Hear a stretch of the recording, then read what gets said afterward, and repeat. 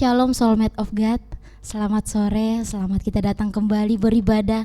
Dimanapun kita berada saat ini, saya percaya kita datang kepada Tuhan karena hati kita, bukan karena secara rutinitas, tetapi karena Tuhan yang kita sembah adalah Allah yang hidup, yang selalu memberikan sukacita dalam hidup kita.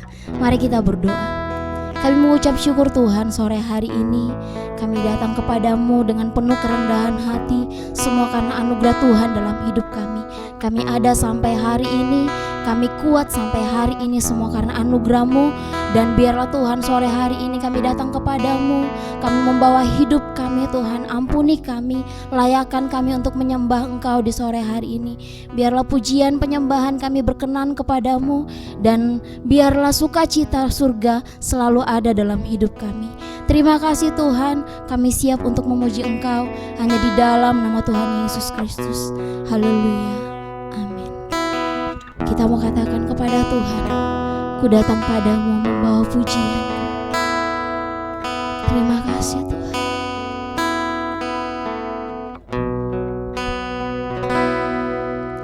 Ku datang padamu membawa pujianku, hanya kekuatan hadirat-Mu sanggup menjaga hatiku, mendekat padamu.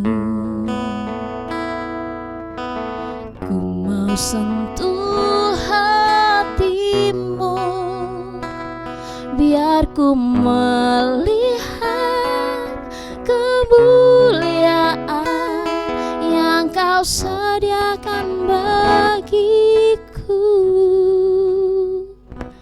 Bagimu pujian, hormat, kemuliaan, Kaulah kebanggaan di dalam hidupku. Janji-Mu bersinar, buktikan Kau besar, tiada yang seperti-Mu Yesus Tuhanku. Kita lebih bersungguh-sungguh lagi katakan kepada Tuhan. Ku datang padamu membawa pujianku, hanya kekuatan hadirat-Mu sanggup menjamah hatiku. Mendekat padamu, mendekat padamu, ku mau sentuh hatimu, biar ku melihat kemuliaan yang Kau sediakan bagiku. Bagimu pujian, hormat, kemuliaan, Kaulah kebanggaan di dalam hidupku. Janji-Mu bersinar, buktikan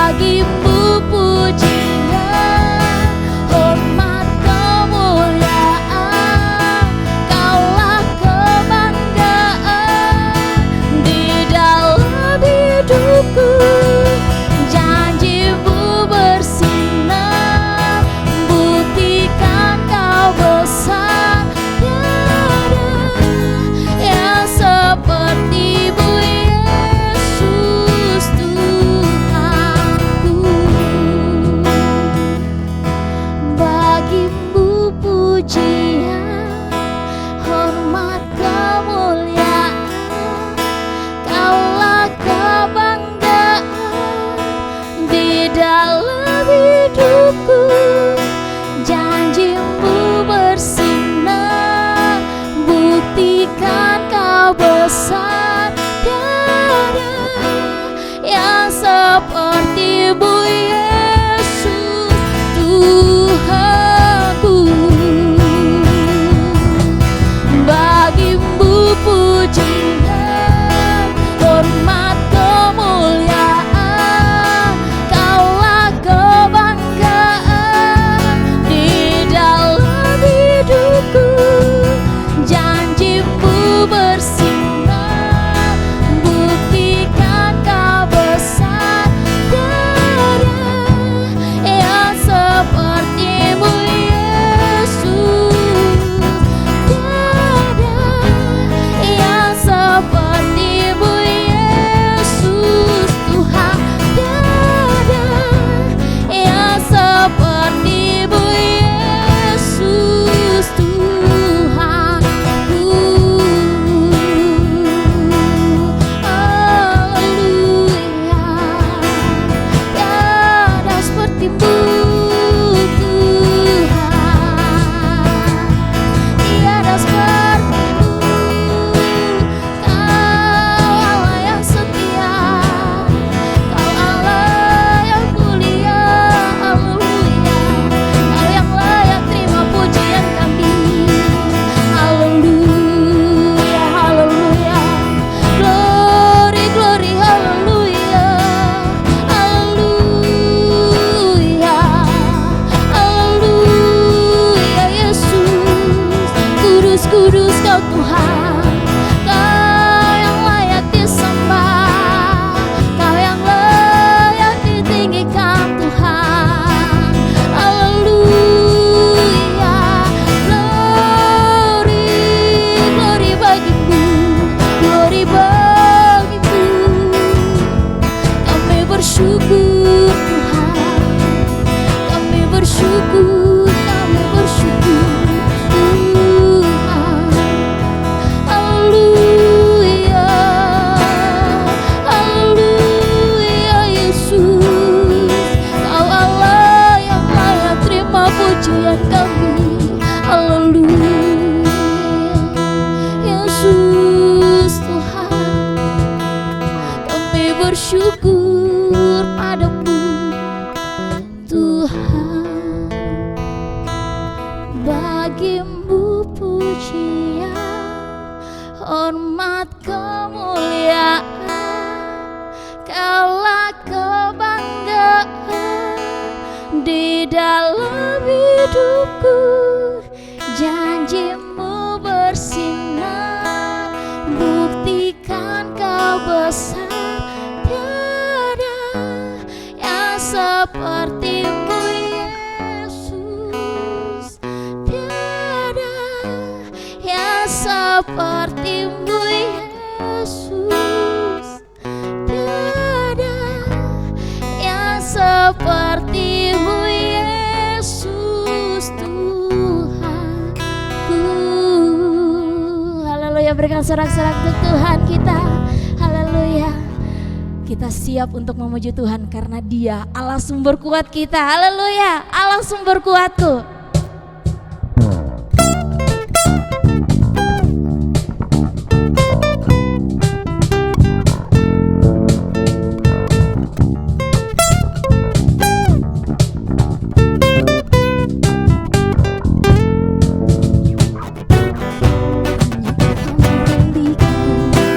Di surga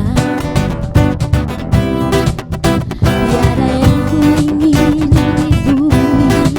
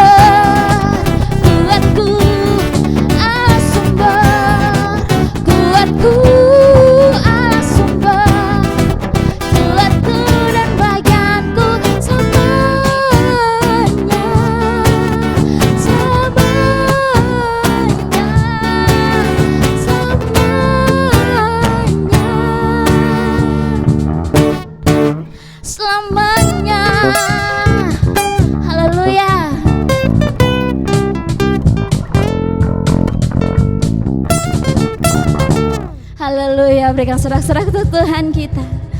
Kita siapkan hati kita untuk mendengarkan kebenaran firman Tuhan. Karena firman Tuhan yang menguatkan hidup kita. Kita mau katakan kepada Tuhan, Engkau alasanku hidup. Semua karena anugerah Tuhan dalam hidup kita. Semua karena kemurahan Tuhan dalam hidup kita. Terima kasih Tuhan. Terima kasih Yesus. Ku hidup karena anugerah-Mu Tuhan. Terima kasih. Terima kasih Yesus. Terima kasih. Ku hidup karena anugerah-Mu. Tiada satu pun dapat ku banggakan, semua karena cinta-Mu. Ini hidupku, pimpin jalanku. Yesus pegang erat tanganku, ku tak dapat hidup di luar kasih-Mu. Bapa, jangan tinggalkan aku, Engkau alasan selama ku hidup. Katakan kasih-Mu mengubah hidup. Kasih-Mu mengubah hidupku. Kau memiliku, selamatkan hidupku. Semua karena cinta-Mu. Ini hidupku, pimpin jalanku. Yesus pegang erat tanganku, ku tak dapat hidup di luar kasih-Mu. Bapa, jangan tinggalkan aku, Engkau alasan selama ku hidup. Yesus pegang erat tanganku, ku tak dapat hidup di luar kasih-Mu. Bapa, jangan tinggalkan aku, Engkau alasan selama ku hidup. Katakan Yesus pegang erat tanganku. Yesus pegang erat tanganku, ku tak dapat hidup di luar kasih-Mu. Bapa, jangan tinggalkan aku, Engkau alasan selama ku hidup. Engkau alasan selama ku hidup. Engkau alasan selama ku hidup.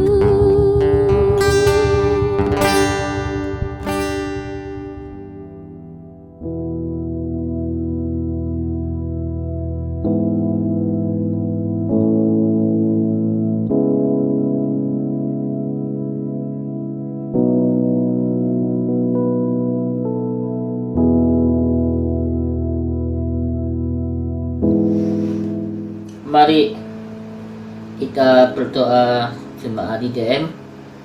Kita mari tutup mata bersama-sama, berdoa mulai.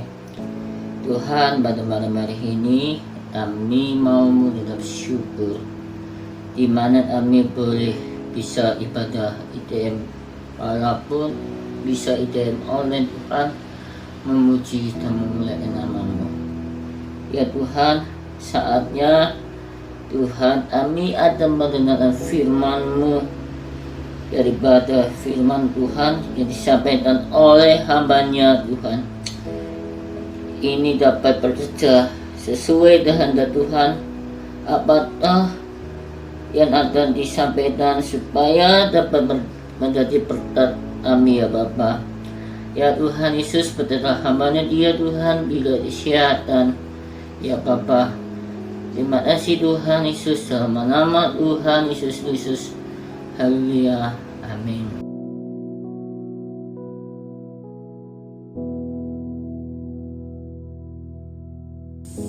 Shalom Jemaat IDM, senang sekali bisa berjumpa lagi pada saat ini dalam ibadah dewasa muda.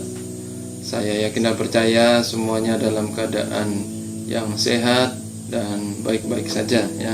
Meskipun keadaan akhir-akhir ini tidak baik, dan kita boleh melihat bahwa hari-hari ini dunia semakin jahat, dunia semakin kejam ya. Banyak orang kehilangan kasih, saudara ya.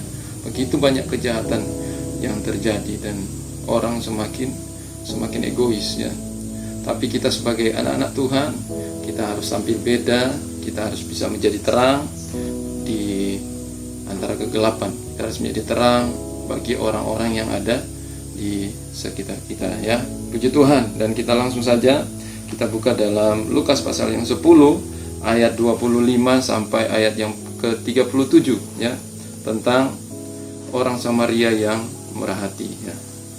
Nah, pada ayat 25 dikatakan begini, pada suatu kali berdirilah seorang ahli Taurat untuk mencobai Yesus. Katanya, "Guru, apa yang harus kuperbuat untuk memperoleh hidup yang kekal?"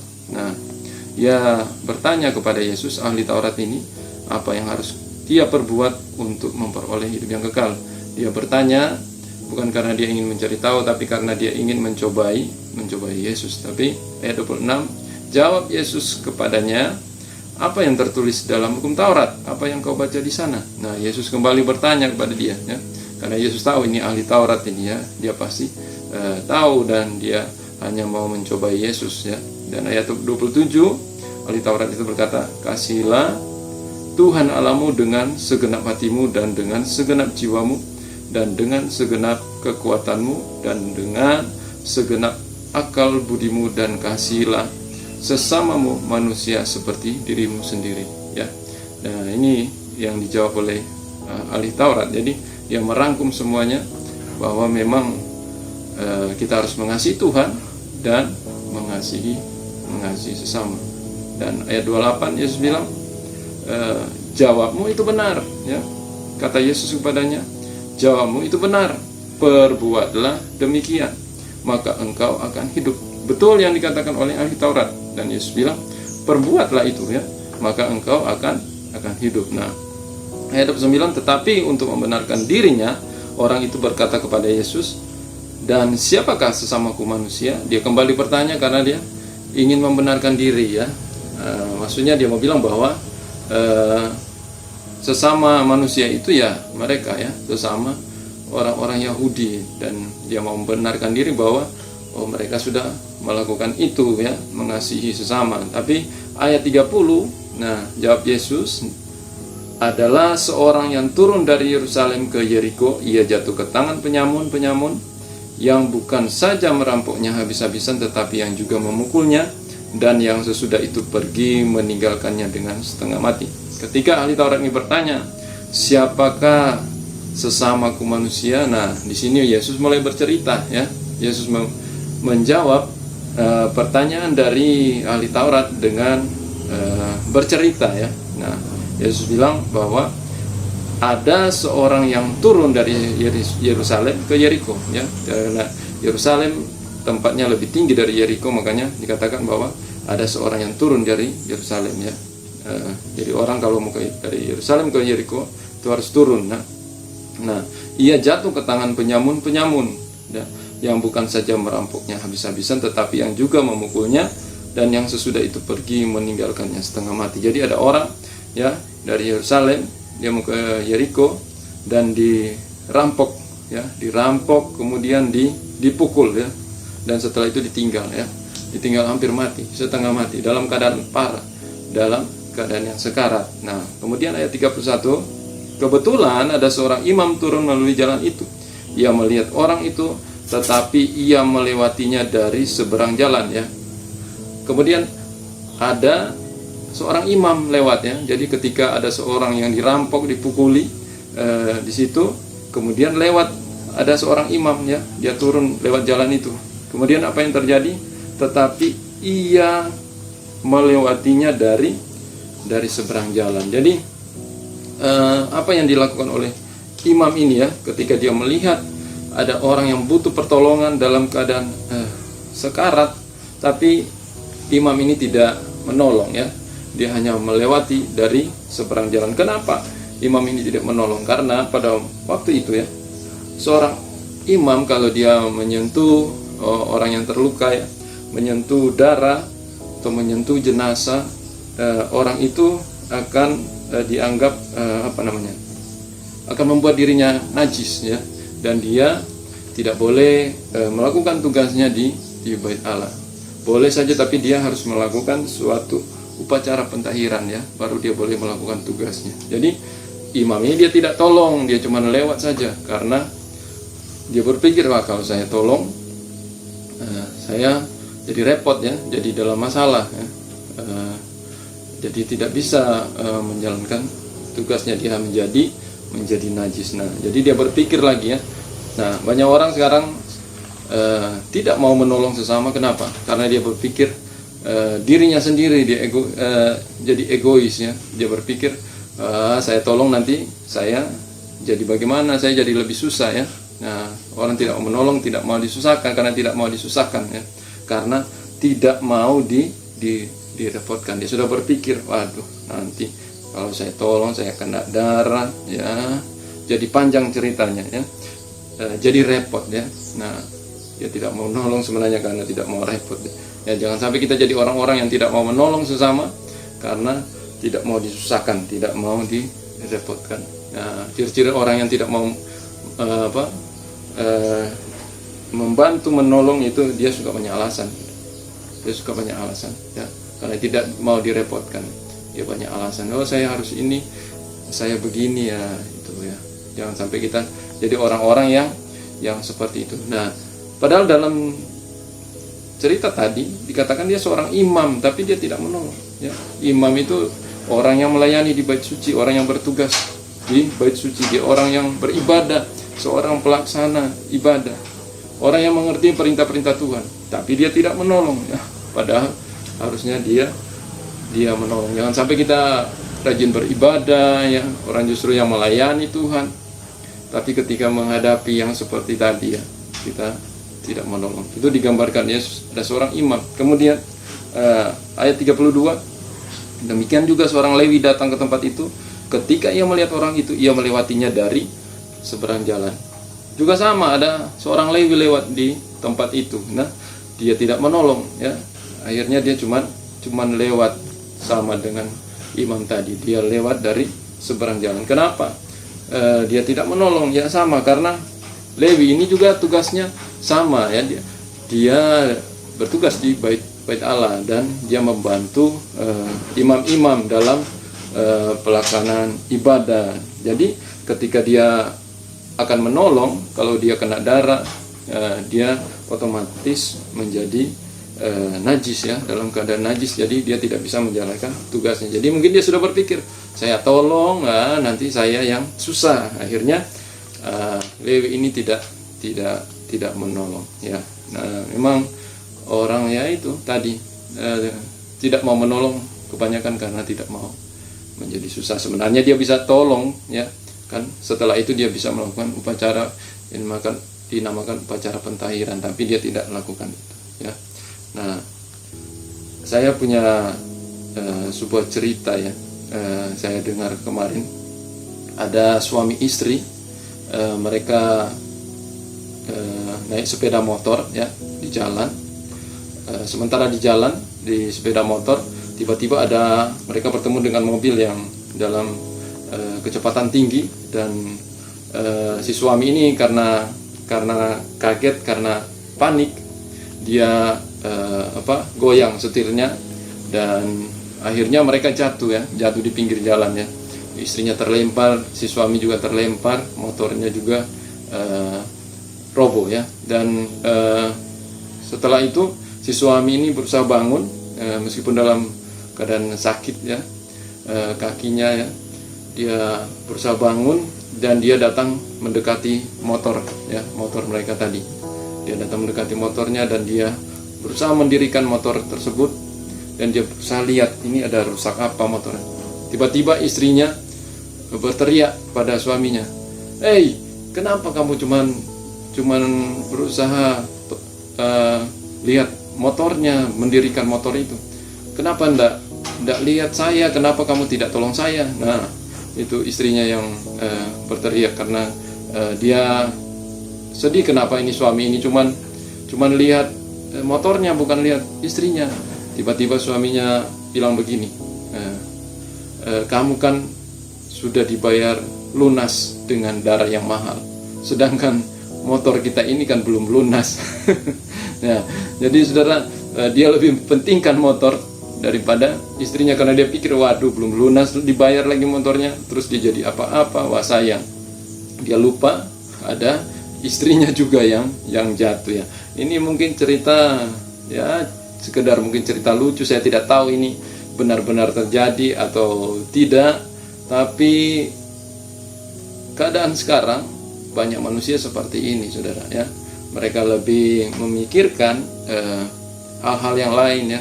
Mereka lebih mencintai harta benda daripada mereka mencintai manusia, mengasihi manusia daripada mengasihi sesama. Seperti tadi suami istri ya, dia lebih mementingkan sepeda motornya daripada istrinya sendiri ya. Manusia kehilangan kasih saudara ya. Nah, ayat 32 ayat 32, lalu datang seorang Samaria yang sedang dalam perjalanan ke tempat itu, dan ketika ia melihat orang itu, tergeraklah hatinya oleh belas kasihan. Jadi tadi pertama ada imam, kemudian ada Lewi yang lewat di tempat orang yang dipukul dan dirampok tadi, dan sekarang ada seorang Samaria ya yang lewat di tempat itu. Lalu apa yang dilakukan oleh seorang Samaria ya? Dikatakan bahwa ketika ia melihat orang itu, tergeraklah hatinya oleh belas kasihan. Jadi ketika Samaria ini yang lewat melihat orang yang korban dirampok tadi ya, apa yang terjadi? Dia tergerak hatinya oleh belas kasihan. Padahal sebagaimana kita tahu, orang Samaria ini tidak bergaul dengan orang Yahudi ya, karena mereka memiliki perbedaan. Orang Yahudi ini menganggap orang Samaria ini tidak berdarah Israel, tidak berdarah Israel murni, karena merupakan hasil pernikahan campuran ya. Makanya mereka tidak bergaul ya. Orang Yahudi tidak mau bergaul dengan orang Samaria ya. Karena mereka adalah hasil pernikahan campur orang Yahudi dan non Yahudi, dan orang Yahudi menganggap ibadah orang Samaria itu tidak benar ya. Tapi orang Samaria juga menganggap justru yang benar adalah orang Samaria ini, mereka yang benar ya. Jadi mereka memilih untuk memisahkan diri. Nah, di sini Yesus menceritakan justru orang Samaria yang lewat ini, dia yang tergerak hati saudara ya. Dia tergerak hati oleh belas kasihan ya. Seringkali kita justru tidak memiliki kasih ya. Kita yang beribadah justru yang menganggap kita lebih benar, justru ketika berhadapan hal-hal yang seperti ini kita tidak melakukan apa yang seharusnya. Kita tidak tergerak oleh belas kasihan. Tapi orang Samaria ini ketika dia melihat, dia tergerak oleh belas kasihan ya. Nah, Saudara, kalau kita baca di Matius, Markus, Lukas ya, kita bisa menemukan bahwa ada banyak tertulis bahwa Yesus tergerak hati oleh belas kasihan ya. Dan setelah itu dia melakukan mukjizat ya, dia menolong orang-orang ya. Jadi berawal dari dia tergerak hatinya oleh belas kasihan, dan ini yang terjadi di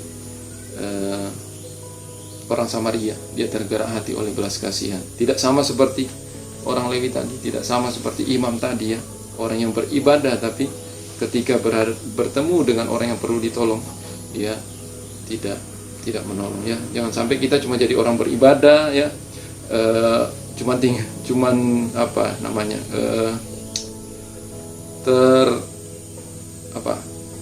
menjadi orang yang merasa diri paling benar ya, cuma merasa spesial ya. Ya kita sudah beribadah ya, sudah tidak usah memusingkan orang-orang yang ada di sekitar kita. Kita menjadi eksklusif ya, kita berpikir itu tugas orang lain, dan kita berpikir tugas kita hanya ya sudah beribadah di gereja, sudah seperti itu. Jangan sampai saudara, kita hanya rajin beribadah tapi tidak mau mengasihi sesama kita, orang-orang yang ada di sekitar kita. Nah, pada ayat 34 ya, ayat 34, ia pergi kepadanya lalu membalut luka-lukanya sesudah ia menyiraminya dengan minyak dan anggur. Kemudian ia menaikkan orang itu ke atas keledai tunggangannya sendiri lalu membawanya ke tempat penginapan dan merawatnya. Saudara, orang Samaria ini ya, dia setelah tergerak hatinya ya, dia melakukan sebuah tindakan. Dia tidak hanya diam saja ya, tidak ya. Sekarang kan seperti yang saya sampaikan tadi ya, orang-orang terkurung dalam bangunan gereja ya, menjadi orang-orang yang eksklusif ya, beribadah tapi menutup diri ya daripada orang-orang yang di sekitar. Tapi orang Samaria ini dia berbeda. Dia tergerak hatinya, tergerak oleh belas kasihan, dan dia melakukan sebuah tindakan ya. Dia pergi kepadanya, dia membalut luka-lukanya, dan sesudah ia menyiraminya dengan minyak anggur. Saudara, ada tindakan ya. Setelah tergerak hati, ya harus bertindak. Jangan hanya diam saja, tapi ada tindakan. Ketika kita bertemu dengan orang-orang yang perlu dibantu, perlu ditolong, kita harus bertindak ya. Tidak harus melakukan sesuatu, karena itu memang tugas kita ya. Mungkin kita tidak bisa membantu orang secara jasmani, mungkin kita tidak bisa membantu memberikan uang, tapi ada begitu banyak hal yang bisa kita lakukan untuk orang-orang sekitar ya. Cerita orang Samaria yang murah hati ini, saudara, bisa menggambarkan Yesus. Mungkin Yesus menggambarkan tentang bagaimana hatinya Tuhan ya, mengasihi semua orang ya. Ketika kita melihat ada orang-orang yang terhilang, yang jauh dari Tuhan ya, orang-orang yang berdosa, orang-orang yang jahat ya, apakah kita tergerak hati dan kita mau melakukan tindakan untuk menolong mereka, saudara ya. Jangan sampai kita cuma membiarkan, saudara.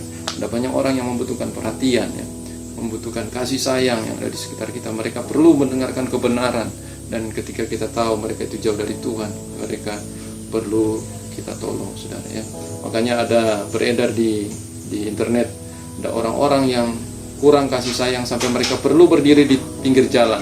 Mereka membuat sebuah poster dan mereka menulis di poster itu, peluklah saya. Nah, itu karena mungkin saja mereka sudah lama tidak mendapatkan perhatian ya. Mereka sudah tidak pernah mendapatkan kasih sayang. Makanya mereka mengharapkan ya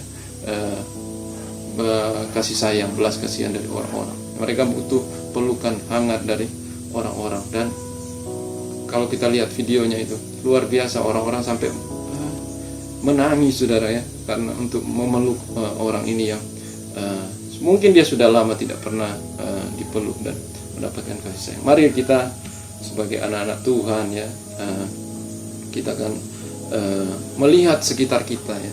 Kita melihat ada begitu banyak orang yang perlu ditolong, perlu banyak orang yang kita lakukan sesuatu, kita mengasihi mereka, kita lakukan tindakan, saudara ya, itu sekecil apapun yang kita lakukan itu menjadi sangat berarti bagi orang lain. Karena itu tugas kita bertindak, saudara ya, jangan cuman hanya tergerak, tapi kita harus bertindak. Nah, ayat 34 tadi bagian B dikatakan gini, kemudian ia menaikkan orang itu ke atas keledai tunggangannya sendiri, lalu membawanya ke tempat penginapan dan merawatnya. Bukan hanya bertindak, tapi dia melakukan tindakan selanjutnya, saudara ya. Dia menaikkan orang itu ke atas keledai tunggangannya sendiri dan bawa ke tempat penginapan dan dia rawat. Nah, dia adalah lakukan tindakan berkelanjutan. Dia tidak cuma sekali saja itu dia tolong, tapi dia bawa, saudara, dia bawa ke tempat penginapan. Mari saudara, mungkin ini butuh pengorbanan ya, mungkin butuh uang ya, butuh waktu ya. Tapi kalau kita memiliki kasih ya, kasih itu memang harus berkorban. Kita harus rela ya, ada sesuatu yang dari milik kita yang harus kita relakan untuk berikan kepada orang lain ya. Mungkin kita hanya memberikan perhatian, ada orang-orang tertentu dia kaya, dia punya segalanya, tapi dia cuma butuh orang untuk mendengarkan cerita ya. Kita cukup saja menjadi pendengar yang baik ya, mendengarkan cerita orang itu sudah sangat berarti bagi dia ya. Dan bagaimana kita bisa memberikan perhatian pada orang-orang di sekitar kita. Bisa saja lewat perhatian kita orang itu bisa datang kepada Tuhan ya. Dengan sikap kita, bagaimana kita mengasihi, kita menunjukkan tindakan kasih kepada orang lain, dan mereka bisa datang kepada Tuhan. Mereka bisa mengenal Tuhan Yesus ya. Jadi mari kita bukan cuma tergerak, tapi kita melakukan tindakan, dan bukan hanya sekedar tindakan, tapi tindakan yang terus menerus. Itu ada kelanjutan ya, ada follow up ya kepada orang-orang yang ada di sekitar kita ya. Siapa tahu dengan itu mereka datang kepada Tuhan. Kemudian ada 35. Keesokan harinya ia menyerahkan 2 dinar kepada pemilik penginapan itu, katanya, rawatlah dia, dan jika kau belanjakan lebih dari ini, aku akan menggantinya waktu aku kembali. Nah, di sini kita boleh lihat bahwa selain dia tergerak hati, dia melakukan tindakan menolong ya, dan bawa ke tempat penginapan. Dia bahkan memberi uang untuk kepada pemilik penginapan itu ya, dan disuruh rawat ya. Dan kalau ada yang dia belanjakan lebih, dia akan menggantinya. Dengan kata lain, dia menjamin hidup orang ini sampai tuntas. Dia melakukan tindakan sampai selesai, sampai tuntas. Dia melakukan lebih dari yang seharusnya ya.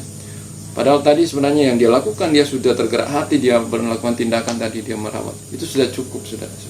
Tapi dia melakukan lebih dari yang seharusnya. Ya. Dari yang seharusnya. Dia melakukan segenap hati, dia melakukan dengan segenap kekuatannya, dia melakukan dengan semua kemampuan apa yang dia bisa lakukan. Itu saudara ya, ketika kita mendapat kasih dari Tuhan, Tuhan sudah mengasihi, Tuhan sudah lebih dulu mengasihi kita ya.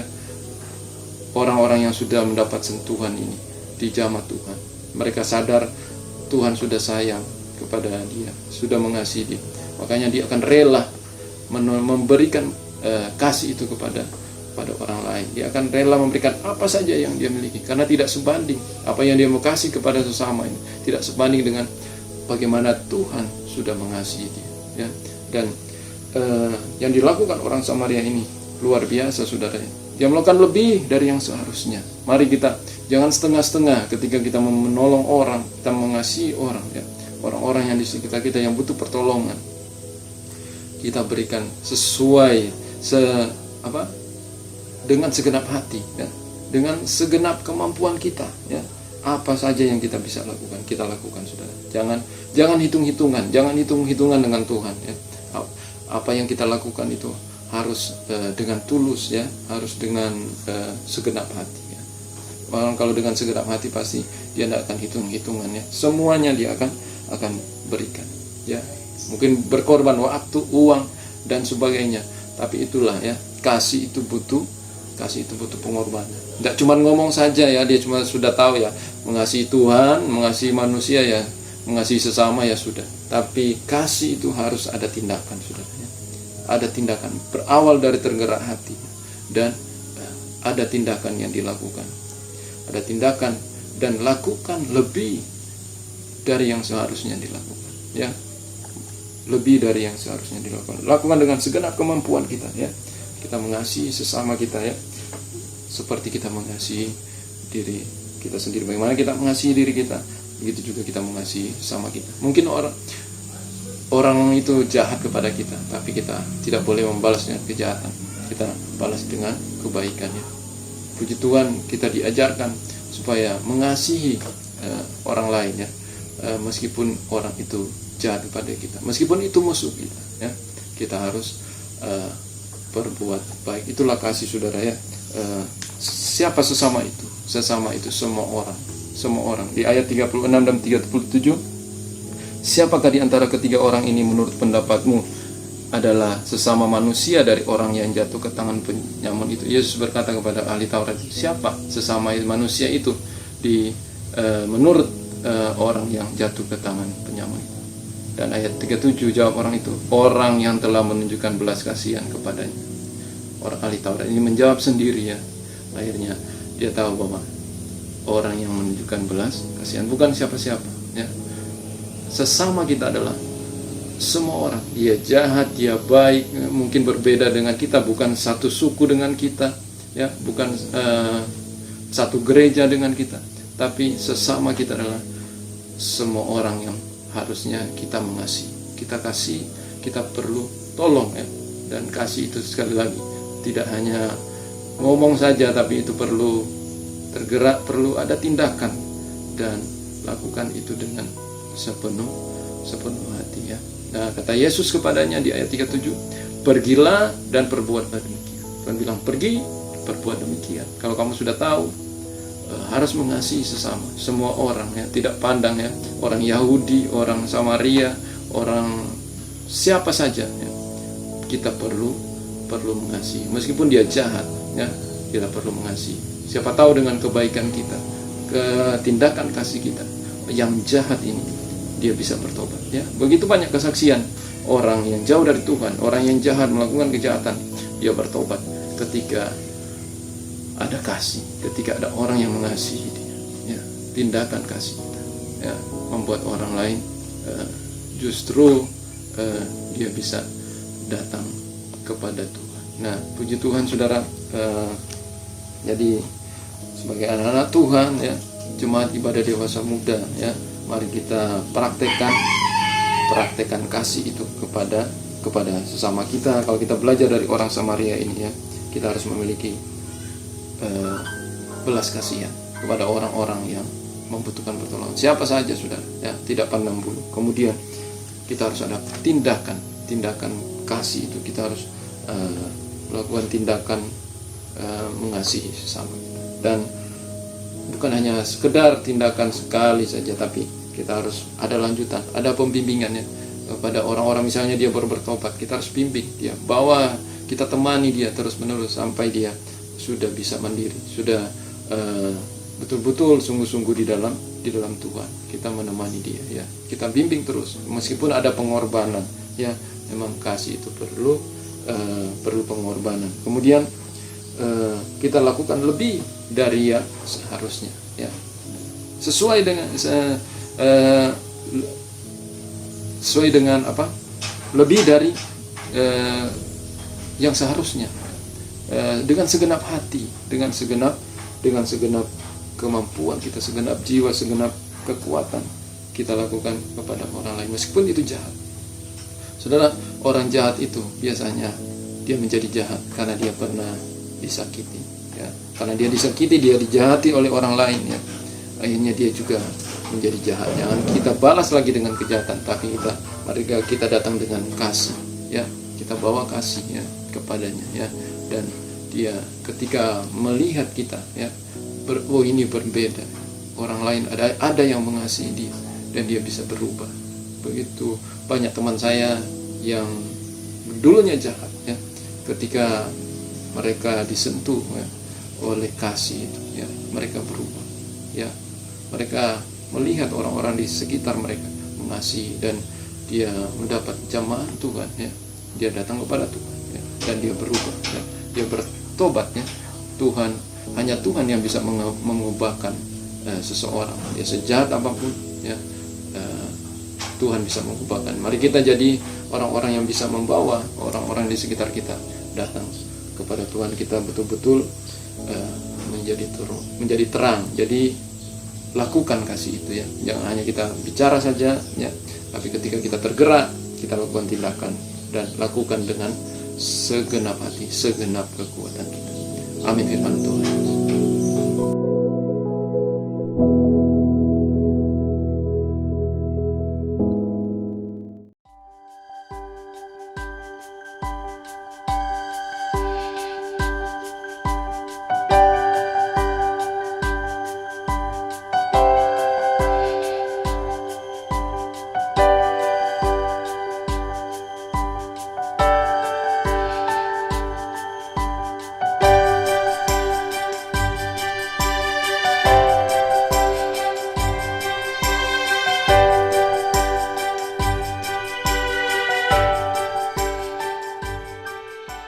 Puji Tuhan, mari kita masuk dalam doa berkat. Terpujilah Bapa Surgawi, Tuhan Yesus Kristus yang sudah menyelamatkan jiwa kami. Mujizat yang paling besar dalam hidup kami adalah keselamatan jiwa. Apa yang kami lakukan pekerjaan Tuhan tidak cukup membalas kasih Tuhan yang begitu besar. Dan oleh pekerjaan Roh Kudus kami terus-menerus diperbaharui. Sebagai hamba Tuhan kami mohonkan berkat untuk setiap pribadi pada saat ini yang mendengar, mengikuti dan menjalani ibadah IDM ini. Dalam nama Tuhan Yesus Kristus, Tuhan memberkati kehidupan saudara secara pribadi, keluarga saudara, usaha pekerjaan saudara, pelayanan saudara, studi saudara. Dalam nama Tuhan Yesus kami mohon Tuhan jadikan umat-Mu Tuhan menjadi umat yang diberkati Tuhan Yesus Kristus, sehingga mereka menjadi umat yang memberkati banyak orang. Nama Tuhan Yesus dipermuliakan. Berkati bangsa negara kami Indonesia. Mari Tuhan, wabah bisa teratasi. Mohon belas kasihan Tuhan. Indonesia Tuhan tolong. Demikian juga IDM Tuhan. Tuhan pakai mereka semakin berbuah-buah. Tuhan Yesus dimasyurkan.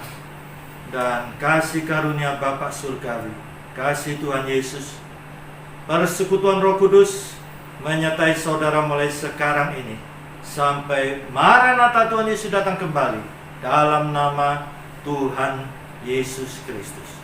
Amin. Puji Tuhan, Tuhan memberkati.